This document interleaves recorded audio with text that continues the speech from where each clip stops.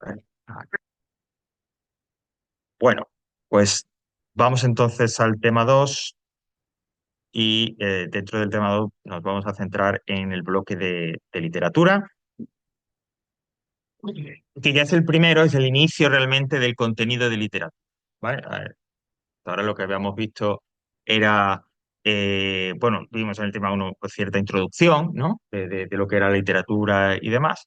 Pues aquí ya sí que nos dedicamos, concretamente la lírica medieval. Esto nos lleva a, digamos, el origen de la literatura en nuestro país, en castellano, mejor, en nuestra lengua.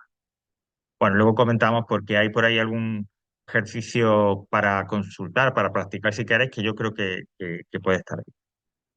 Y como va a ocurrir siempre a partir de ahora, siempre que estudiemos la literatura aquí en clase, siempre proyectaremos el archivo que tenéis que dice resumen, este que está subrayado con lo esencial, que es el que podéis encontrar también en la sección de teoría en PDF, ¿vale? De manera que ya desde antes incluso de que esté la clase ya sepáis claramente pues qué es lo esencial y qué es lo importante. Bueno, la literatura medieval, primero el origen de la literatura, ¿no? Bueno, eh, ¿cuándo surge la literatura? No sé. O sea, no se puede establecer, ¿no? ¿Cuándo aparece un idioma? Pues tampoco se puede establecer. eh, la referencia para establecer el origen de un idioma, cuando empieza aproximadamente a utilizarse un idioma, siempre hay que hacerla en referencia a un documento que tenga. Documentos, a camino, papel, lo que sea. Entonces, a la hora, por ejemplo, dice, oye, ¿y cuándo surge pues, estos idiomas clásicos? El latín, el griego de la antigüedad.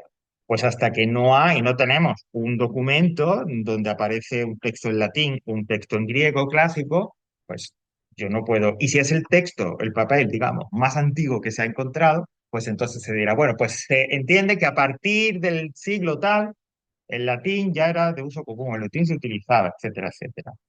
Lógicamente, conforme va pasando el tiempo y evoluciona, y es el caso, por ejemplo, de aquí del castellano y tal, vamos a ir encontrando poco a poco cada vez más documentos, más textos escritos, por lo tanto, nos vamos a ir aproximando de manera más precisa al momento en el que surge esa lengua o al momento en el que empieza, de alguna manera, a formarse esa lengua.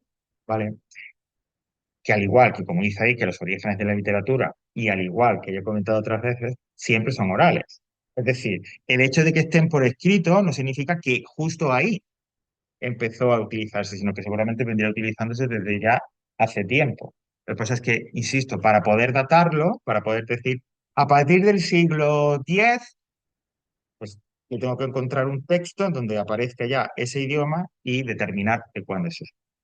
¿Vale? Pero siempre hay que pensar que antes de que un texto aparezca por escrito, por muy antiguo que sea ese texto escrito, ya se utilizaba el idioma, ya, como digo, había literatura, pero oral, en la parte oral. Y claro, lo oral, hoy en día no, porque hoy en día podemos grabar.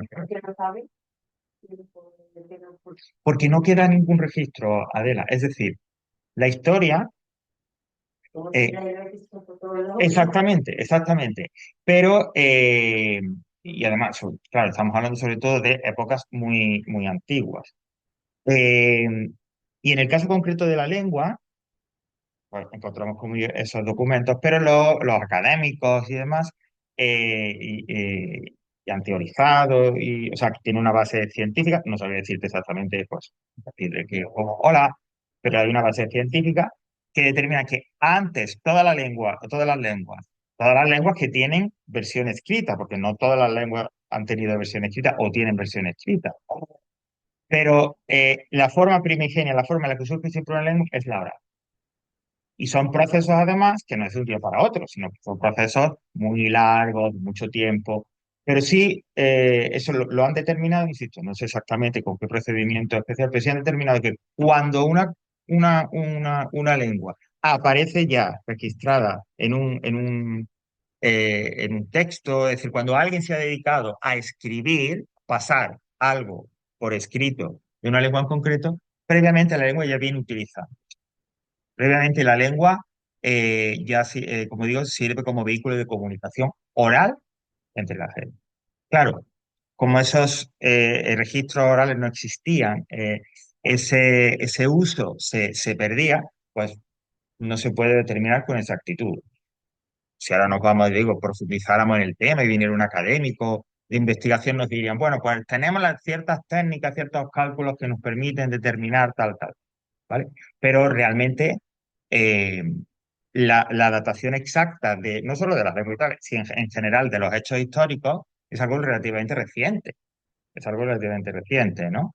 Porque, pues, o sea, hace 3, 4 siglos, ¿no? Que se ha podido datar con exactitud, ¿vale? Y todavía sigue habiendo ciertas dudas con ciertos acontecimientos. Entonces, me se ocurrió este día o aquel, porque una fuente escrita me dice que fue el miércoles, pero la otra me dice que fue el jueves. O sea, que muchas veces la historia está llena de esa incertidumbre y precisamente el papel de los historiadores consiste en determinar lo verdadero.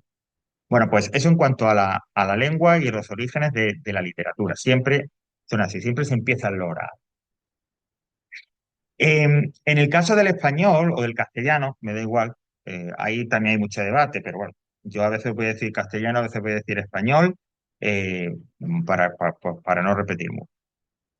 Sí parece que hay, no exactamente una fecha exacta, pero sí más o menos aproximadamente una referencia temporal que nos va a situar en un contexto histórico, como digo, en un contexto temporal en el que parece que el castellano empieza a utilizarse. Concretamente, como veis ahí, en el siglo X. Bueno, ¿y cómo? ¿Cómo se sabe? ¿Cómo los expertos han determinado? Que aproximadamente a partir de esa fecha la gente ya estaba utilizando, si bien no la lengua como tal, pero sí palabras o frases, estructuras del español o del castellano. Pues lo han conseguido determinar por unos documentos escritos que se llaman, que te lo tenéis ahí, glosas. ¿Qué eran esas glosas? Bueno, toda la Europa, todos los territorios europeos que habían sido parte del Imperio Romano, en todo se hablaba el latín, ¿no? El latín era la lengua de Roma, ¿no? Era como el inglés de hoy en día, pues el latín en aquella época. ¿Qué ocurre cuando el Imperio Romano, evolucionando, desaparece y demás? Ese latín en cada uno de los territorios va cambiando por múltiples razones, geográficas, costumbres, los habitantes, etc. Como digo, por muchas razones, ese latín va cambiando y se convertirá en diferentes lenguas. En España, pues será el castellano, en tenemos el gallego y el catalán, en Italia el italiano, en Francia el francés, etc. Pues bien, eh, en ese siglo X, es, digamos, un momento, por lo que han determinado los expertos, de transición entre el uso del latín y el uso del castellano. Y esas glosas nos dicen que ya la gente, sobre todo la gente más, el pueblo más llana, ya no está empezando a utilizar el latín, sino que está empezando a utilizar otra cosa diferente. Mira, las misas, y eso fue hasta los años 60 del siglo pasado, del siglo XX, se hacían en latín, claro está. Los sermones, lo que decían los sacerdotes, era en latín. Estos sacerdotes de ese siglo X se dan cuenta que ya la gente, los que van a la iglesia, pues empiezan a no enterarse de muchas de las cosas que él dice en latín. Entonces, ¿qué ocurre? Que escuchando, comentando, conversando, empieza, digamos, a decir, ah, pues esta palabra en latín corresponde a esta otra palabra que es la que utiliza la gente. Y esa otra palabra que utilizaba la gente era la glosa y son las primeras palabras en castellano.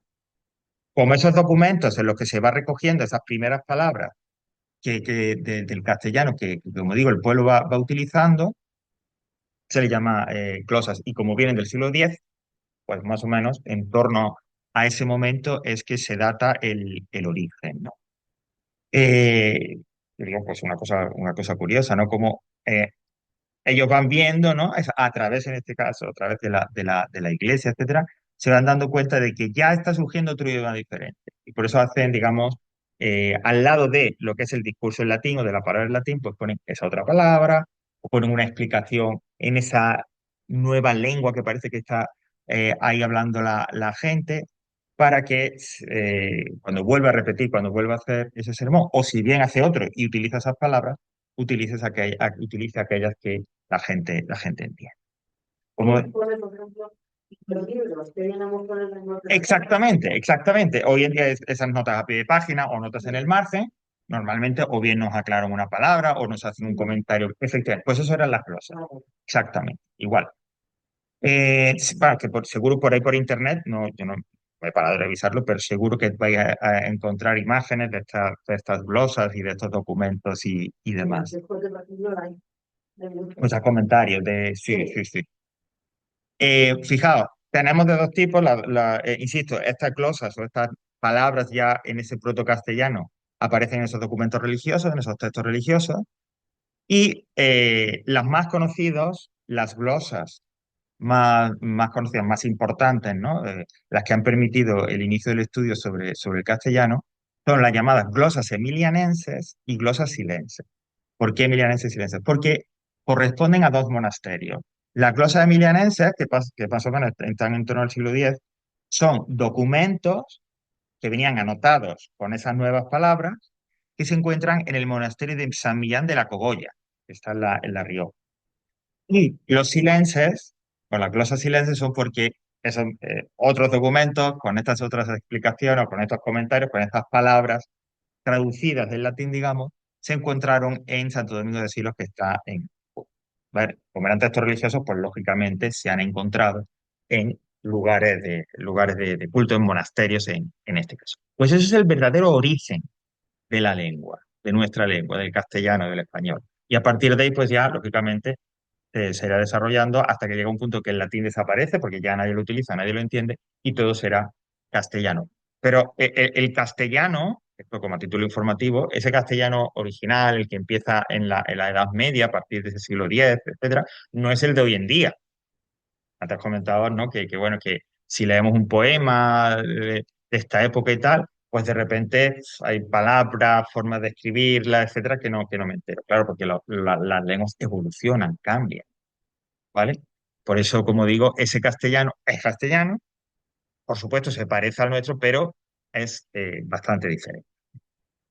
Cuando, lógicamente, empieza a formarse una lengua, empieza a escribirse esa lengua, pues hay un momento en que, lógicamente, también esa lengua se utiliza de forma creativa, es decir, para crear, para hacer textos artísticos, es decir, para hacer literatura. Y nosotros sabemos que hay literatura, que empieza a haber literatura, porque como digo también empieza a transcribirse, empieza a pasarse a textos por escrito, aunque igual que decía del origen de la lengua, previamente a que se pasen a textos escritos, a que se transcriban, que es como se dice el verbo, ya hay oral, del punto de vista oral, ya esa literatura existe. Bueno, eh, si es un idioma, está empezando, está en sus orígenes, lógicamente esa literatura con la que empiezan, pues no puede ser tampoco excesivamente complicada, es decir, excesivamente desarrollada o compleja. Eso es lo que ocurre también con las primeras manifestaciones literarias, las primeras creaciones literarias en ese castellano antiguo, ¿no? Que serían las jarchas, eh, y también lo que es la poesía en lengua romance provenzal. Pero bueno, el origen de todo o la representación, más que el origen, el ejemplo más antiguo es lo que llamamos jarchas. ¿M? Que también fue un grupo muy conocido aquí en la transición, por cierto, en los años 70 y demás. ¿Y qué son las jarchas? Fijaos, ya del siglo XI se seguirán escribiendo, lógicamente, más desarrolladas en el siglo XIV, hasta el siglo XIV, pero ya en ese momento original, cuando empieza a utilizarse el castellano, ya encontramos estas composiciones. ¿Qué son? Pues mira, son poemitas muy cortos,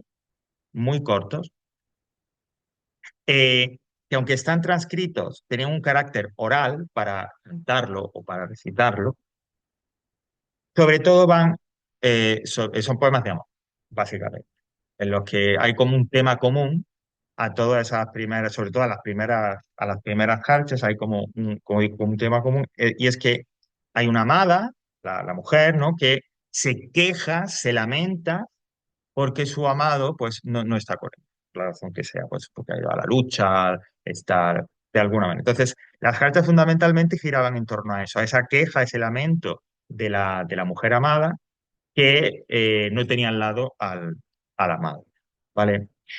Estas lenguas, perdón, estas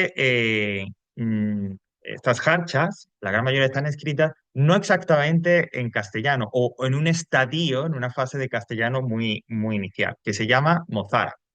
Por eso, de repente, si nos acercamos a alguna de estas jarchas, nos es más difícil entenderla, porque realmente es como una de las primeras manifestaciones de cómo era la lengua que se hablaba en esa época. Concretamente, lo tenéis ahí, pero bueno, solamente para comentarlo, ese mozárabe era la lengua que hablaban los cristianos, evolucionada a partir del latín, que vivían en territorio árabe, ¿no? En territorio musulmán, aquí en la península, que era la cultura mozárabe, ¿no? Esos cristianos que vivían en territorio musulmán, en la península, eran los mozárabes, ¿vale? Bueno, y las jarchas, que eran esas composiciones pequeñitas, normalmente no aparecían como poemas independientes, ¿no? Sino que había un poema muy largo antes, normalmente un poema más culto, más complejo, escrito en árabe, y que de repente se traduciría o no, y se llamaba Moashaja, ¿vale? Había un poema largo, que era un poema ya en condiciones, digamos, ¿no? Pues complejo, con todos los elementos que tiene que tener un poema. Y al final de ese poema, en pequeñito, se transcribían, se colocaban esas fechas. Y gracias a que iban junto con estos poemas, digamos, que en la época eran más importantes, porque estaban, insisto, más desarrollados, más complejos, es que han llegado a nosotros esas partes y que hemos podido, o se ha podido determinar que es, digamos, el origen de la literatura en castellano. Las jarchas, como digo. Pues bien, eh, esto, como comentaba, aparece sobre todo en el territorio musulmán, ¿no? Está hecho por gente cristiana, pero en territorio musulmán. En territorio cristiano, que había en la península, y conforme van avanzando, digamos, los siglos, pues cada vez irá y será mayor, ¿no? Pero que en un principio, después de la llegada de los árabes y tal, pues realmente el territorio cristiano es solamente la cornisa cantábrica, el norte de España. Pues bien, en esa zona norte, que insisto, solo de cultura cristiana, había algo, empieza a haber algo, se empieza a escribir algo parecido, una composición, unos poemas parecidos a las zarchas, ¿no? Que es lo que llaman ahí las cantigas del norte. De hecho, las jarchas y las cantigas del norte se parecen mucho y comparten ciertas características, como dice ahí, de tema y de estilo, de cómo están escritas. Las dos, jarchas y cantigas del norte, insisto, estas cantigas del norte son exclusivamente cristianas. Las escriben cristianos en territorio cristiano. Pues son breves, son sencillos, ¿no? Muy simples.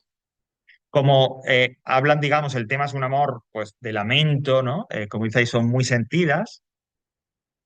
Insisto también, como es ese lamento de la amada, es decir, como es que se está quejando, pues hay muchas exclamaciones, hay muchos vocativos, muchas llamadas, ¡ay, amor mío! Ay, de ese tipo, ¿no? ¿Veis entonces que eso que perfectamente define las hachas, la brevedad, la sencillez, esa emoción, el hecho de las expresiones de queja, de lamento de la amada, lo comparten también con las cantigas del norte, ¿vale? Y el hecho de que se destinaban también, que fundamentalmente, aunque nosotros no las encontremos escritas, pero estaban hechas para recitar, para cantar. Recordad una cosa, prácticamente, creo que ya lo he comentado, bueno, no, aquí en otro, como mezclo la literatura. Eh, pero hasta, diríamos, la mitad del siglo XX, hasta los años 50 del siglo XX, la gran mayoría de las poblaciones de los países, hombre, unos más, otros menos, eran analfabetas. No sabían ni leer ni escribir. En España, que siempre hemos ido un poquito más atrasados en algunas cosas y tal, de hecho, casi que llegaríamos al año 70 y un gran porcentaje de la población, no sé, 60 70 40%, que es mucho para un país que, bueno, europeo y que más o menos tenía cierto desarrollo, era analfabeta, no sabía ni leer ni escribir. Pues eso es en época reciente, imaginaos en esta época. Muy poca gente, sobre todo nobles y la iglesia, por supuesto, eran los que sabían leer y escribir. ¿Eso qué quiere decir? Que este tipo de formas literarias, estos poemitas y demás, que sí que llegaban a todo el mundo, llegaban de forma oral. Los recitaban, los cantaban, y esa era la forma primigenia, la forma fundamental, ¿no? Alguien que sabía escribir, un noble que tenía mucho tiempo, o bien un monje, pues escuchaba a alguien que recitaba eso, ¿no? Pues persona que iba de pueblo en pueblo, etcétera, comentando y hablando, y lo transcribía. Y entonces se convertía en una en una composición, en un poema escrito. Bueno, Por ejemplo, los bandos, ¿no? Exactamente. Los bandos surgen porque la gran mayoría de la gente no habla, no lee. Claro, hoy en día, sí, para con la corneta. Era eso, es decir, la manera de que la autoridad hiciera algún tipo de anuncio público era haciendo un discurso público, oral, para que la gente lo conociera. Hoy en día, imaginar, ¿no? Que con internet y todo eso va de otra manera. ¿Vale? Por lo tanto, composiciones para que las recitaran, las cantaran y demás. Y esa es la forma más original de las jarchas, de esas cantigas del norte, en las que, digamos, cuando se estudian o cuando se trabajan, se piensan en este primer modelo, esta primera forma de las jarchas. Conforme va evolucionando, va pasando el tiempo, estas jarchas dejan de ser tan populares, pero también evolucionan y cambian un poco, se hacen un poquito más complejas, ya no son tan sencillas, ¿no? Por ejemplo, ya no son solo de amor, hablan de la vida cotidiana de la gente, ¿no? Pues de las fiestas, de la agricultura, de la cosecha, etcétera, etcétera. Y también, desde un punto de vista formal, esa estructura métrica, esos versos, también se vuelven un poquito más complejos, ¿no? Y más largos, con más combinación de números de sílabas, etcétera, etcétera. Avanzamos en el siglo, ¿no? Esto sería 10, 11, y ya llegamos un poquito más, 12 y 13, ¿no? Que ya podemos pensar que en ese momento el castellano pues ya está un poquito más consolidado, ¿no? Y tenemos una nueva fase, un nuevo estadio en estos orígenes de la literatura, no solo en español y tal, sino en la península. Ya, en esos siglos, durante esos siglos, y hay que pensar siempre que eso es mucho tiempo, ¿vale? Aunque desde nuestro punto de vista moderno actual es un poco difícil entender que estos periodos, estas evoluciones, estos cambios, tomaban muchísimo tiempo, pero era así. Em, Desde Francia, desde el sur de Francia, que por aquella, bueno, hay una zona, una provincia que es la Provenza, francesa, que está como por el sur o por ahí, ¿no? Creo que hace frontera con Cataluña o se puede acceder desde Cataluña fácilmente. Bueno, pues en esa época es un centro cultural, hay una actividad cultural muy importante, ¿no? Poetas que están componiendo, que están recitando, que se van a las cortes, van por los diferentes pueblos, etcétera. Pues eso, ¿no? Recitando poemas y demás. Pues bien, eh, hay una poesía propia de esa zona en una lengua propia, que tenía un idioma propio, que es la lengua provenzal. Era una lengua romance, procedía del latín, se llama la lengua provenzal. Pues bien, es tan importante, esa actividad cultural es tan influyente, que también, a través, lógicamente, de la frontera, de los viajeros, del Camino de Santiago. Sabéis que el Camino de Santiago original empieza en Francia, en el sur de Francia. Pues el Camino de Santiago es uno de las vías de entrada aquí a España de cultura y de pensamiento y de ideas europeas fundamental. Muchísimas cosas llegaron a través de ahí, porque claro, la gente, pues no sé, viene de Alemania el peregrino y entra por España y tal, y entonces ahora canta una canción y alguien se queda con esa canción y la transcribe y la traduce al español, etcétera. Es que a través de eso era una puerta de entrada de cultura y de intercambio cultural europeo. Pues bien, como digo, esa poesía que se está creando ahí en esa provincia o en esa región de Francia llega también a España, se distribuye por todo el norte, y la gente del norte pues va conociendo esas poesías, ¿no? Que vienen de Francia, como digo, e influyen en las que se están escribiendo en nuestro país. Bueno, no existía el país, en las que se están escribiendo en la zona. Concretamente, y especialmente influyeron en la llamada lírica gallego-portuguesa, es decir, en las poesías, ¿vale? Que se están haciendo en ese momento, en torno al siglo XIII y demás, que se hacen en Galicia o lo que luego será también Portugal, que ya sabéis que tienen un idioma propio. De hecho, el portugués y el gallego no son iguales, son dos idiomas diferentes, pero son muy parecidos, ¿no? Son como hermanos. Pues bien, es en esas poesías, en esa poética que se está haciendo en esa zona, insisto, la lírica gallego-portuguesa, hay una influencia muy fuerte, no va a ser la única, o sea, no va a ser el único lugar o la única literatura, pero hay una influencia muy fuerte de esa poesía provenzal, de esa poesía que proviene de Francia, ¿no? Y vamos a encontrar, pues bueno, poemas de amor, eh, dice ahí de escarnio o de maldecir, ¿no? Bueno, pues, ¿qué quiere decir eso? O sea, había poemas, fundamentalmente también un poco relacionados también con amor, con el amor, aunque va un poco más allá, en la que alguien critica lo que diríamos hoy, raza de otro o de una situación, o por ejemplo una infidelidad, ¿vale? Por eso es lo de escarnio o maldecir. O también, pues, con un carácter, un corte más humorístico y tal, como decía, de tipo, ¿no? Veis que en este caso esta poesía, por esa influencia que viene de Francia, es como más variada.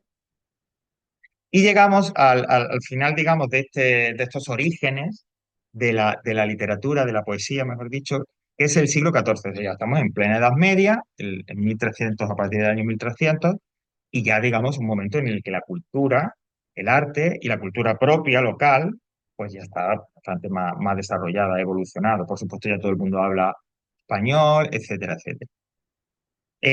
Y es en ese momento cuando encontramos en Castilla, sabéis que el origen de España como Estado está en la unión más adelante, en el siglo XV y tal, del Reino de Castilla y el Reino de Aragón. Ahí es donde surge, digamos, el Estado y tal, ¿no? Bueno, pues en Castilla es donde se empiezan a encontrar las primeros poesías en castellano puro, es decir, en el idioma castellano como tal, de la historia de nuestra literatura. O sea, que claro, hay que esperar al siglo XIV. O sea, empezamos con las artes en el siglo XI-XII, que es esa lengua que sí que tiene parecidos con el español, pero no es exactamente el castellano. Luego hemos seguido en el XIII con la influencia de esta poesía francesa en el gallego y demás. Y hay que esperar hasta el siglo XIV, que es ya un momento avanzado y tal, para que por escrito veamos esas primeras poesías en Castilla, lo que he dicho antes. El que los veamos a partir del siglo XIV no quiere decir que hasta ese momento no se hiciera. Seguramente muchísimo antes ya habría. Pero es a partir del siglo XIV cuando alguien se decide a transcribirlas y a ponerlas en texto. Va a haber son muy variadas. De hecho, en el tema 3 que hablaremos del Miocid, veremos un tipo de esa poesía que se va escribiendo a partir de esta época, pero hay una forma muy representativa, bastante popular, que es el villancico. Ya, como los de Navidad, exactamente. Es que estos pequeños poemas que surgen en esta época, en el siglo XIV, que no estaban asociados a la Navidad solamente en la época, pues es el origen de nuestras canciones de Navidad de hoy en día, ¿vale? Hay muchos temas, hay amor, temática religiosa, etcétera, etcétera.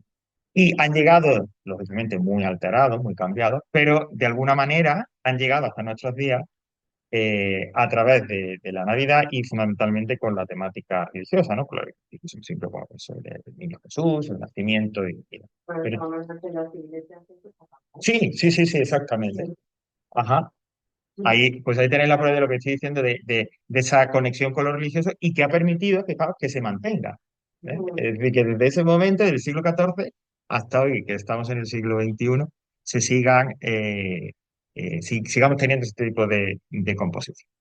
Bueno, pues esto así básicamente un poco el origen, como digo, de la literatura. No solo del castellano en sí, sino el origen de la literatura un poco, las primeras manifestaciones literarias en la península.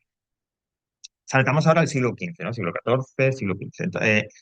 Vuelvo a decir, pues ya lógicamente, tanto la sociedad en la península, prácticamente ya la presencia musulmana se ha reducido solamente a partes del sur, al Reino de Granada, etcétera. Es decir, ya prácticamente toda la península vuelve a ser cristiana. Y ya lógicamente, insisto, pues hay una evolución, la sociedad es más compleja, etcétera, etcétera. Y por lo tanto se supone que la cultura, la literatura también evoluciona y también cambia.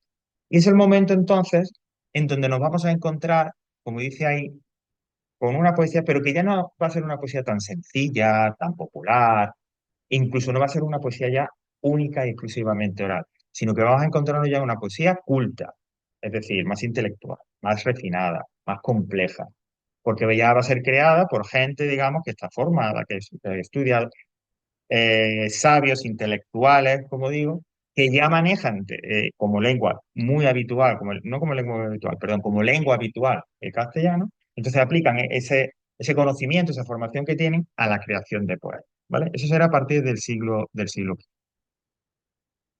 Los antes no son los primeros poetas, los que tenemos aquí en este momento, ¿no? Antes habría poetas porque serían poetas anónimos. Sí está documentado como, digamos, uno de los primeros momentos o uno de los primeros lugares en Europa donde aparecieron estos poetas modernos. Nuevamente volvemos a la Provenza, ¿no? A esa provincia del sur de Francia. En ese momento, como he dicho, el siglo XIII o por ahí, en ese momento de efervescencia cultural, ¿no? Donde hay una actividad cultural muy importante. Pues parece ser, según los expertos, que es ahí uno de los primeros focos de poetas, que además la gente los reconoce como poetas, y dice, bueno, pues esta persona se dedica a crear poesía, a recitar poesía, ¿vale? Como digo, se sitúan ahí en esa región, en esa zona del sur de Francia, ¿no? Es lo que se llamaban los trovadores. ¿Y qué es lo que hacían los trovadores? Pues los trovadores eran itinerantes o nómadas que iban de corte en corte, es decir, de palacio en palacio, de castillo en castillo, ahora con un duque, ahora con un rey, ofreciendo su espectáculo, que era el recitar poesía, el cantar poesía, pero que también lo hacían de pueblo en pueblo. Y igual comentábamos antes con Adela, lo del pregón, pues esta gente también llegaba a cada pueblo y hacía su espectáculo. Fijaos qué curioso, bueno, espero que sea curioso, que en una época como esta de la Edad Media, donde la mayoría de la gente nunca salía de su pueblo, ni conocía ni sabía cómo era la ciudad que tenía al lado, ni nada de eso, una de las pocas formas que tenían de saber qué pasaba fuera de su reducido ámbito del pueblo y tal, era a través de este tipo de personas, de los trovadores o de los juglares, que también se llamará más adelante, como veremos próximamente. Entonces, entre lo que cantaban y lo que recitaban, donde había poemas de amor, había poemas burlescos y además bien hechos, ¿no? Con cierto cuidado en cómo estaban escritos, en la forma. Pues en medio de todos estos poemas, de todas estas composiciones, también solían recitar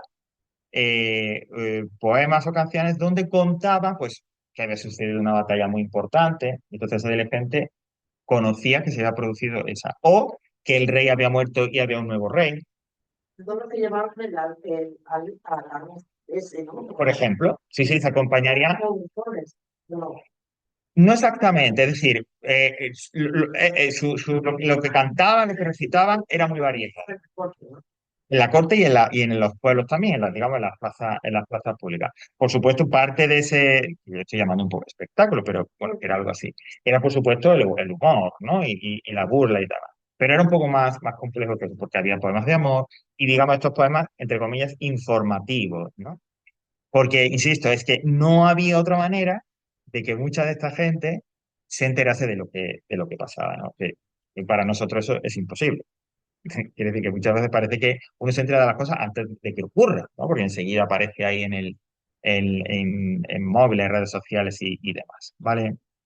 Bueno, pues demasiado. Ahora me quizás demasiado. Ok. Bueno, pues yo digo, estos poetas de la Provenza, del sur de Francia, que lógicamente figuras parecidas empezarán a aparecer, a surgir por toda Europa, son como de los primeros poetas que se reconocen, insisto, como tal. Es muy importante eso que estoy diciendo de que se reconocen como tales. ¿Qué quiere decir? Insisto, que el pueblo, la gente, los nobles, entienden que la profesión de esa persona es la de redactar, crear esos poemas y luego representar, ¿vale?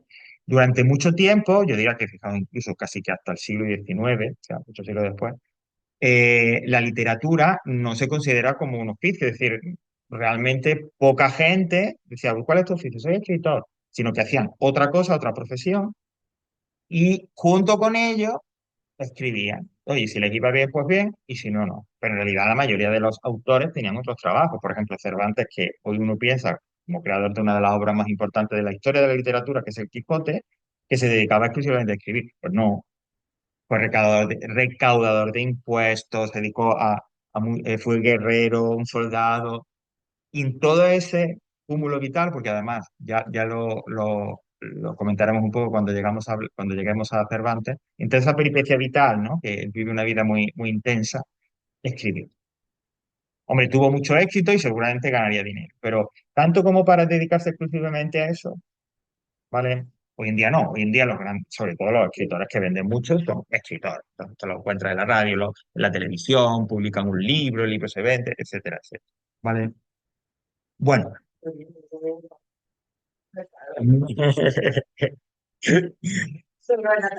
Por lo tanto, esa actividad literaria, esa influencia, como digo, que viene de Francia con las poetas, llega también, por supuesto, a España. Y es el momento en el que empezamos, en el que empiezan a surgir los primeros poetas con nombre y apellido. Dice, pero bueno, y los de antes, fijaos que he dicho, los trovadores u otros creadores, ¿no? Anteriores al siglo XV, eran anónimos. No se sabe quién es él. No ha llegado hasta nosotros, por ejemplo, cuando hablamos del Miocid, a nosotros ha llegado el nombre de quien lo puso por escrito. Y no es totalmente seguro. Pero ¿quién creó eso? No se sabe, porque eran creadores anónimos.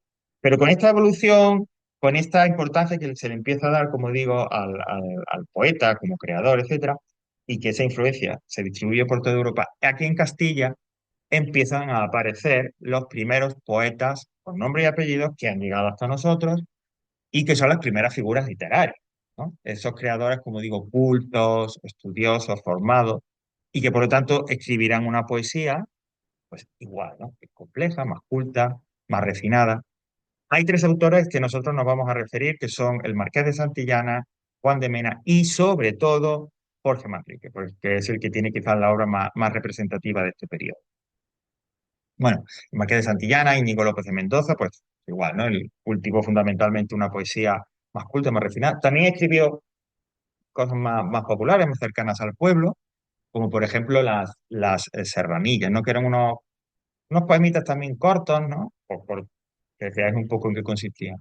En donde siempre ocurría más o menos lo mismo. La situación era que iba un caballero en ruta, en viaje, y pasaba por una sierra, por una zona montañosa, y se encontraba con una mujer, una serranilla. Entonces, pues, deslumbrado por su belleza, le cantaba o le hacía algún tipo de poema de ese tipo, ¿vale? Y esto sobre todo no para ahora, sino para lo que va a venir en próximos temas. El Marqués de Santillana es muy importante porque, como dice ahí, es el introductor del soneto. Mira, en la unidad uno que habéis estado haciendo lo de medir los versos, etcétera y tal, las poesías, uno de los tipos de poema, es decir, una estructura de poema con un número determinado de versos, con un número de sílabas determinado cada verso, etcétera, etcétera, de más éxito en la historia de la literatura, que empieza por esta época, pero que incluso llega a nuestros días, yo no dudo que haya todavía gente que escriba de esta manera, es el soneto. El soneto, insisto, ya lo veremos, son cuatro estrofas, dos cuartetos, es decir, dos estrofas de cuatro versos y dos tercetos, dos estrofas de tres versos cada uno, ¿vale? En decasílabos, de 11 sílabas, pues ese tipo de poema va a ser el más exitoso o de los más exitosos de la historia de la literatura.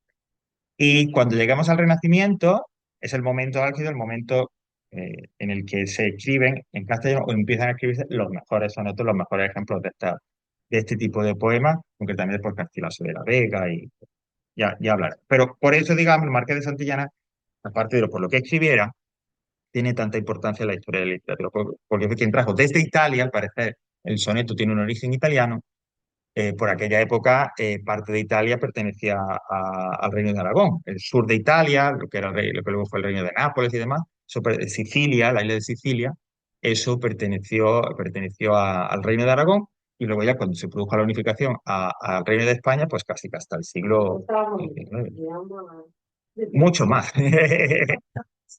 Sí, bueno, eran otras épocas, claro que sí, ¿no? Sí, además el Reino de Aragón, pues lógicamente porque la costa, porque el Reino de Aragón no es solamente lo que es Aragón, sino que es Cataluña, Valencia, etcétera, etcétera. Pues lógicamente daba al Mediterráneo, con lo cual ese reino miraba mucho, comerciaba mucho con otros pueblos del Mediterráneo y tenía también ciertos territorios a lo largo del Mediterráneo. Bueno, luego tenemos otro autor que es Juan de Mena, porque bueno, se le menciona y por eso lo he subrayado porque hay un poema, una obra suya que es El laberinto de Fortuna o Las 300. Bueno, es una obra un poco compleja y difícil porque hay alegorías, símbolos, ¿no? Es de estos tipos de poemas en el que, por ejemplo, se habla de la virtud y la virtud aparece como si fuera un personaje, ¿no? Una mujer o un hombre, ¿no? Y yo me llamo la virtud y yo vengo, es decir, un tipo de poesía, por supuesto, muy refinada, que solo entendería muy poca gente porque, como digo, es una poesía culta, intelectual y muy poca gente tendría primero la capacidad de leer y escribir y segundo de entender todas esas referencias que hay en esta poesía, ¿no? Saberes clásicos, antiguos, etcétera, etcétera. Es como si hoy, pues no sé, estoy viendo una serie, ¿no? Entonces ahora llega alguien y yo estoy viendo el tercer capítulo de la tercera temporada. Entonces esta persona que no ha visto nunca la serie empieza a verla y no se entera de nada porque hay muchas referencias a personajes, a situaciones que ya han pasado y que él no conoce. Pues algo parecido ocurriría con estos poemas. Es decir, tan poquita gente se había formado, había estudiado, conocía otros saberes que lógicamente muy poca gente podía entender ese tipo de poesía. Y por último, e insisto, este es, digamos, el más representativo, es Jorge Manrique, con la famosa composición, libro, como queramos llamarlo, Coplas por la muerte de su padre. Bueno, quizás la primera obra culta de la literatura en castellano. ¿Vale? De hecho, él mismo, como él dice ahí, era un caballero, era un noble que se dedicaba a lo que se dedicaban los nobles, pues a guerrear, a luchar por su señor, etcétera, a cuidar un poco de de sus posesiones, y luego, en el tiempo que tenía libre de pues venga, voy a escribir un poco, ¿no? Esa figura del guerrero escritor, es decir, de ese noble que se dedica a luchar y que a la vez también tiene la sensibilidad suficiente para escribir, se va a repetir en esta época en muchos autores. Uno de ellos, como digo, Jorge Manrique. Bueno, Coppola por la muerte de su padre, como nos dice, como nos puede sugerir el título, es una elegía, es decir, son unos poemas en los que se lamenta por la muerte, en este caso, de un ser querido, de que como es su padre, y que ese lamento, el hablar de ese padre que ha fallecido, el recordarlo y demás, le sirve, como dice ahí, para hablar de un tema que ya ha aparecido otra vez en la historia de la literatura y que seguirá apareciendo durante mucho tiempo, que es lo corta que es la vida. Y que en realidad estas preocupaciones que muchas veces tenemos por lo material, pues quizás no tiene sentido o al menos tanto agobio o preocupación, ¿no? Porque al fin y al cabo esos bienes materiales, lo terrenal va a desaparecer. La vida es muy breve y al final eso que nos preocupa tanto y que nos distrae quizás de aprovechar más la vida y tal, pues desaparece, no tiene tanta importancia. Bueno, esa es la idea un poco que ronda o que subyace que está en las poesías que componen la obra de Coplas por la muerte de su padre. Esas 40 coplas, es decir, esos 40 poemas que componen el libro, se le llama a ese tipo de poesía, a la estructura poética que utiliza, coplas de pie quebrado. ¿Esto qué quiere decir? Pues mira, abajo os lo comentamos. Son dos sextillas, es decir, son 40 coplas, como 40 poemas. Pues cada poema se compone de dos sextillas, es decir, como dice ahí, dos poemas o dos estrofas de 6 versos cada uno, 12 en total, del llamado pie quebrado. ¿Qué quiere decir?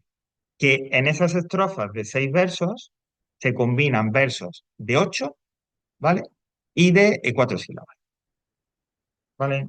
Entonces por eso se llama de pie quebrado. Básicamente, 40 poesías compuestas por dos estrofas de 6 versos, combinando, mezclando versos de 8 y de 4 sílabas, ¿vale? Si son todas las que componen la copla a la muerte de su padre. Aquí hay un ejemplo, ¿vale? Voy a leerlo y tal. Bueno, con la poesía que ocurre, sobre todo hoy en día y tal, y además si como por ejemplo en mi caso y tal, si uno no está acostumbrado a leer mucha poesía. Porque a mí me leen la poesía y tal, y de repente yo no me entero, ¿verdad? Pero al menos sí hay un elemento, un aspecto que sí que nos llega cuando escuchamos a alguien recitar, que es la sonoridad, el ritmo. Las poesías, así se canten o no, así se reciten o no, tienen como música, tienen ritmo en sí mismo, ¿vale? Bueno, pues eso más o menos sí nos puede llegar. Recuerde el alma dormida, avive el seso y despierte contemplando cómo se pasa la vida, cómo se viene la muerte tan callante, cuán presto se va el placer, cómo, después de acordado, da dolor, cómo a nuestro parecer, cualquier tiempo pasado, bueno, es el tema este de la brevedad, ¿no? De la vida. Pues esto sería Coplas a la muerte de su padre. Y hasta aquí, pues, este primer acercamiento a la literatura, esta lírica, esta poesía medieval que hemos visto. Bueno, y antes ya de pasar a inglés y tal, ¿qué material extra tenéis? Volviendo, digamos, a la sección de literatura del tema 2 de la unidad 2. Pues mira, hay un archivo aquí abajo, un PDF que dice textos de literatura medieval. Bueno, pues esos son una selección de, hay jarchas, hay cantigas, hay también coplas sacadas de coplas de la muerte de su padre Jorge Manrique, ¿vale? Y para cada uno de esos textos os proponen una serie de actividades. Oye, fíjate en esta facha, aquí en qué parte se habla o la amada se lamenta, por ejemplo. O reconoce estos temas en el siguiente copla a la muerte de sus padres. Es decir, son una serie de actividades que, como vengo diciendo, por supuesto, esto no hay que entregarlo, no es obligatorio, nada de nada. Pero quizás, si la podéis hacer, genial, y si no, al menos, ¿vale? Visualizarlo para que veáis qué tipo de ejercicios son los que os podríais encontrar en el examen de literatura, ¿no? Bueno, pues el archivo es este, entonces como tiene varias actividades donde hay jarchas, hay coplas, también ejemplos de coplas a la muerte de su padre, etcétera, y actividades, ¿vale? ¿Veis? Oye, pues revisa no sé qué, mira, esta es la estructura métrica, o fíjate que en la copla hablan de estos temas, ¿vale? Entonces, así vais a tener un ejemplo, una referencia de, oye, cuando Javier me pregunte esto, ¿no? Por ejemplo, el número 3, ¿no? Voy a ampliarlo un poquito. Dice, eh, bueno, el 2 mejor, dice, relee las coplas uno 3 y 5 que están aquí arriba, ¿no? Aquí, uno 3 y 5, ¿vale? Y ahora dice, y busca los siguientes temas y recursos. Entonces, lo que te pide el ejercicio, te dan una serie de temas, de imágenes, etcétera, que tú tienes que encontrar y decir, ah, pues una imagen, que la vida es un río. Ah, pues eso está en la copla 2 o 3. O en un tema del tiempo, la muerte, del pasado. Ah, pues eso está en la, no sé.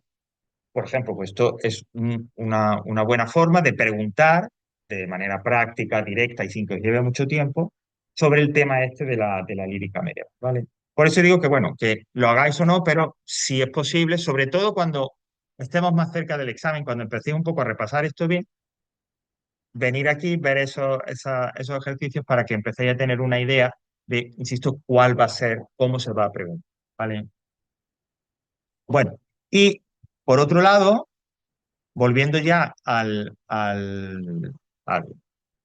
índice de la unidad, vamos a hacer mención y guiar un poco para ver cómo hacer el ejercicio de literatura del tema 2 que vuelvo a decir una y otra vez, que el ejercicio de literatura es el único ejercicio que es obligatorio, ¿vale? De hecho, hay compañeros que a lo mejor han hecho uno o dos de otro, pero han hecho el de literatura, por lo cual han hecho lo que había que hacer, ¿vale? Es decir, no podemos llegar a la fecha de examen sin tener todos tres ejercicios de literatura, uno por cada unidad. Bueno, pues el de la unidad 2 lógicamente que estará relacionado con lo que hemos visto, os presenta lo siguiente. Vais a encontrar tres poemas, ¿vale?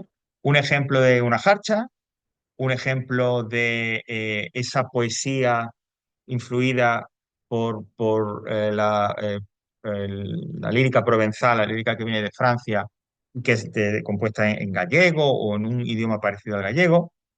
Y como dice, un tercer ejemplo, ya del siglo XIV, siglo XV, de esas primeras poemas, esas primeras composiciones ya hechas en Castilla, ¿vale?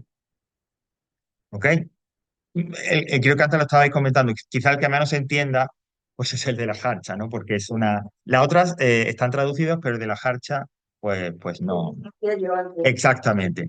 Eh, Quiero decir, no me voy a poner y tal, prefiero que os peleéis un poquito con el texto, pero vosotros pensad que fijaos, son cuatro versos solamente, y que el tema de las jarchas, esta además que es de las primeras, es el lamento de la amada, porque no tiene al amado, y más o menos eso es lo que va a ir viendo, ¿no? Lo que siempre van a decir, ¿dónde estás, amor mío? ¿Qué has ido y no te veo? Cosas así, ¿vale? Más o menos. Bueno, entonces, ¿qué es lo que os pide? ¿O de qué manera tenéis que trabajar? ¿Cuáles son los ejercicios con estos textos? Pues, lógicamente, primero, pues leer los poemas, ¿ok? Ya digo, los dos, sí, los segundo y el tercero, no va a haber mucho problema. El primero, pues nos peleamos un poquito ahí con eso. ya el segundo ejercicio en el que hay que escribir algo. Dice, ¿quién es el emisor y quién el destinatario o confidente en cada? En la unidad 1 hemos visto que dos elementos importantísimos de la situación de comunicación es el receptor, es decir, quien dice o escribe algo, perdón, el emisor, y el receptor, que es quien lo escucha o lo lee. Pues bien, todos los poemas tienen un emisor y un receptor, es decir, alguien que expresa, que habla, que dice lo que el poema y que se lo dice a otra persona. Pues, ¿quiénes son? Ah, pues es la amada y el no sé quién, o es el, ¿vale? Identificarlo es sencillo, como digo, no es muy costoso identificarlo, pero bueno, hay que leer los poemas y ver quién es el receptor y quién es el emisor. Es decir, quién dice, quién se lamenta, quién canta, quién recita esa poesía, ¿no? Y a quién se le dirige, ¿no? En todos los textos hay el receptor y emisor. Y nos dice la segunda parte de este ejercicio, ¿qué diferencias y similitudes encuentras en cómo aparecen estos dos elementos en cada texto? Explícalas brevemente. ¿Qué quiere decir con eso? Que de repente, pues no sé, en la jarcha, el emisor, que es, siguiendo un poco lo que hemos dicho, pues es la amada, ahí se expresa con tristeza, lamentándose de una manera muy sentida. Pero en cambio, en la canción galeco-portuguesa, pues el emisor, quien relata la poesía, está más calmado, más tranquilo. Eso es a lo que se refiere de cómo y cuáles son las diferencias y similitudes, es decir, lo que es diferente y lo que se parece, entre el receptor de cada uno de los tres poemas y el emisor en cada uno de los tres poemas. ¿Vale? Y ya digo, que queda más o menos claro al leerlo y al verlo por ahí. Tercero, ¿cuál es el tema de cada poema? Hombre, no sé. Algo quizás con lo del amor seguramente tendrá algo que ver, posiblemente. O un desamor, pero claro, siempre es más interesante el desamor que el amor. Hombre, porque si no, veíamos, y me incluyo también, a estas telenovelas o estos seriales, pues si en el primer capítulo todos son felices y en el segundo también, pues vaya mierda, no veo nada. Pues no, claro, lo que quiero que, pues, que se separen, que haya infidelidad, que no sé qué, claro, y además que hay que llenar cientos y cientos de capítulos, ¿no? O sea que,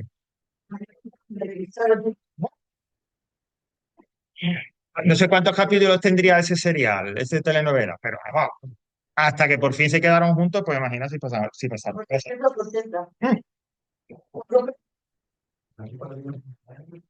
Por eso, por eso, como digo, las historias, pues claro, siempre se prefiere un poco que sean historias de amor, primero reñidas de esa manera. Y por último, y ejercicio cuarto dice, justifica por qué el texto uno es una jarra. Pues simplemente las características que hemos visto, que es breve, que es sencillo, que habla del amor, que habla una mujer, etcétera, etcétera, justificarla, es decir, ver cómo se ejemplifica en el texto, ¿no? Por ejemplo, es corto, claro, solo tienen 4 versos, ¿vale? Es sencillo, sí, es una temática muy sencilla porque es la mujer, dice, ¿vale? Bueno, pues hacer algo parecido por escrito, ¿vale? Y nada, una vez que lo tengáis bien en un archivo, o bien si lo hacéis directamente en el aula virtual, pues agregar entrega y ya, ¿vale? Bueno, pues hasta aquí tendríamos la parte de literatura.